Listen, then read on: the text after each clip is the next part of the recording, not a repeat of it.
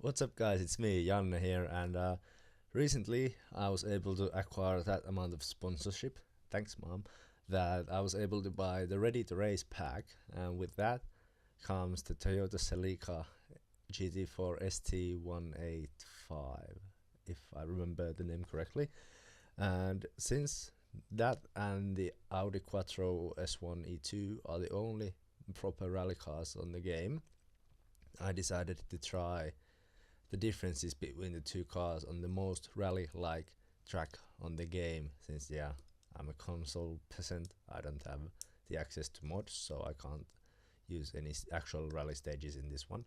So I'm using the really short Scottish circuit that has a bit of a special stage vibe in it, and I'll be driving some hot laps with both cars and comparing the cars and all that in this video, because it has been said that in the early 90s the Group A cars were actually faster than Group B cars because of the developed suspension and tires and brakes and all that.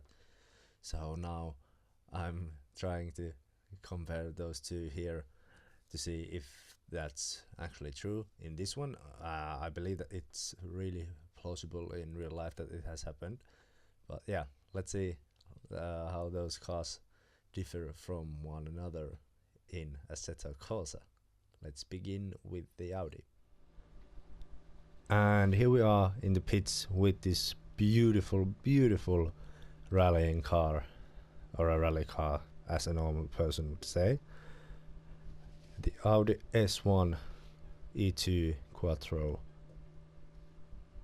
from those glorious Group B days that I didn't even get to experience, since I was just a mere semen in my dad's balls back in the day. And yeah, let's take this beautiful car for a spin so we can get the feel for it before we start pushing to the absolute limit, or at least to my absolute limit. Not about the car maybe, since this is a really tricky car to drive. And yeah, it feels like the car is just come all the time trying to kill you, and I feel like it's not that far away sometimes. It's really tricky. You have to be extremely skillful driver to extract the maximum performance out of this car. And even though there's quite a lot of aerodynamics going on around the car, all the wings and stuff, this car's cornering speeds and cornering grip is surprisingly bad, judging just from the exterior of the car. I mean, it looks like it should be the best car ever in each proportion of racing. I mean, braking and acceleration and turning. But no, it's not. It's only good in the acceleration part, as we can see here, going to the gears. But yeah, braking not so good, and cornering not either, especially if you're trying to go and drive it like a circuit racing car.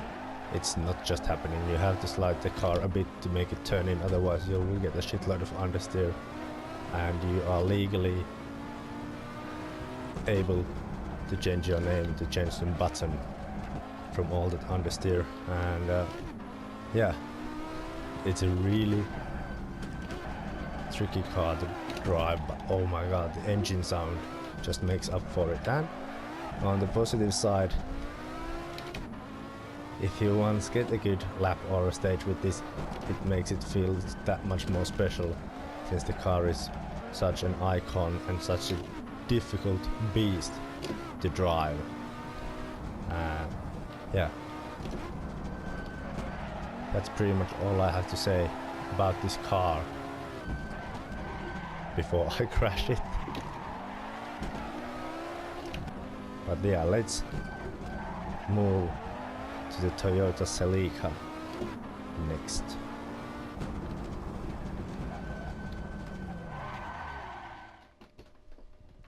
And here we are at the pits with the Toyota Celica GT4 ST185, and immediately we can notice that the engine sound is completely different. It has a lot more bass and it's altogether a bit lower pitch voice or noise coming from the engine, and yeah, the chirps are nice. Yeah, the interior of this car doesn't look like a space shuttle, or the exterior either, unlike in the Audi, and there's not that constant feeling of near death with this car. And yeah, now I can actually understand why everyone is saying like, oh, WRC is for boys and Group B was for men, and all that, since this is a really tame and a modest car compared to the glorious beast of Audi Quattro.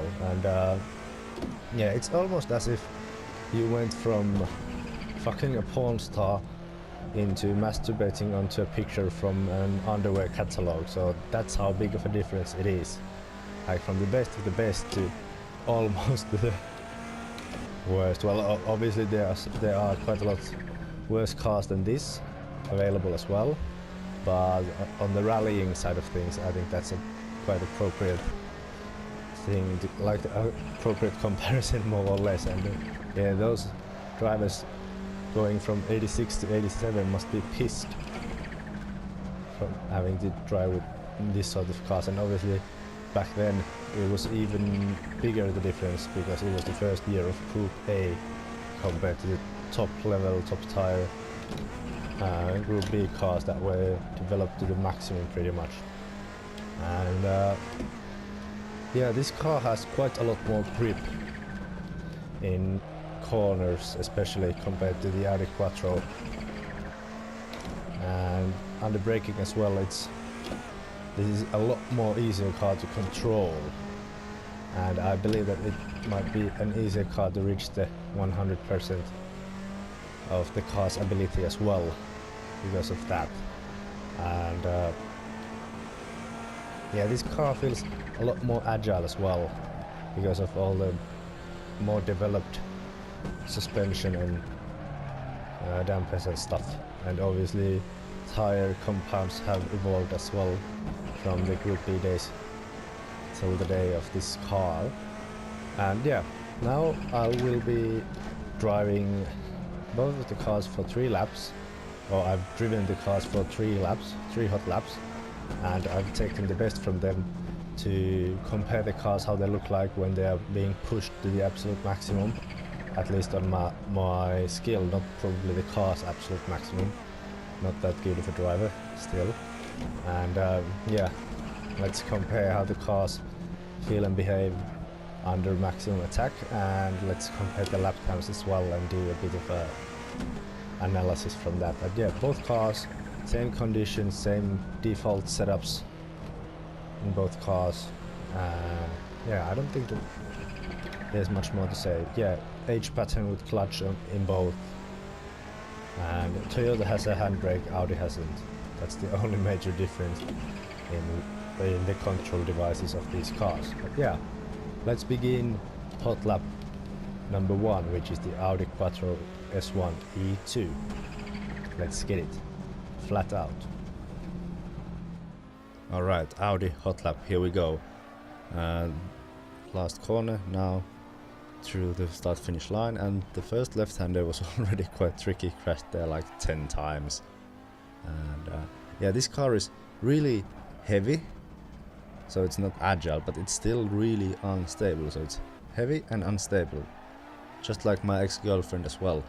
Yeah, you really have to throw the car into the corners, otherwise it's just gonna understeer like hell, and there's no fun in that. So yeah, I'm really on the edge of my skills, and yeah, just trying, and this was a really tricky corner as well, sliding neatly into the last 2 corners. Here's another right-hander sliding through, and the last really tricky, not exactly flat out corner, and over the line we go. And next up is Toyota Celica, and last corner.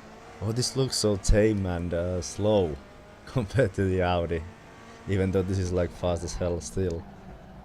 Yeah, the car was a lot less understeery, but it wasn't still like oversteering either, so this was a lot more possible to drive like a proper track car or circuit car in that fashion, that you didn't need to slide the car through the corners in order to make it turn. And also you could brake way later with this car. It's like a whole different world with this car under braking. And even though this car is a lot less wingy, if that's a word, it's still a lot more stable, even though the exterior would tell otherwise, and that the Audi is faster. But yeah, last two corners there was a slight understeer, and the last corner almost flat out, just a slight lift off, and we are through. And the winner is, yep, not that much of a surprise. I don't know if with like more fast corners if the Toyota would be faster or not, but yeah, here are the times. It was rather close after all. I mean, yeah, it's a short track, but still, considering that the Audi has like a shit ton of more power, but then again, less sophisticated chassis and suspension, so yeah, that's pretty much it for this video.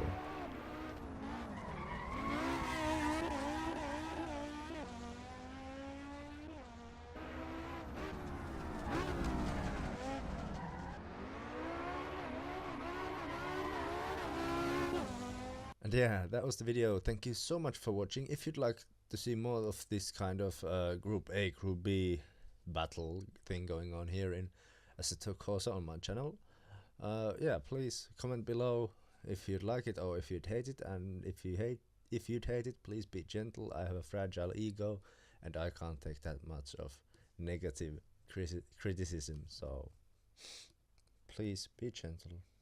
But yeah, that's all for now. Thank you so much for watching. Please like, share and subscribe so you get notifications from future videos and all that. And yeah, hope you guys enjoyed. Thanks for watching. Bye bye.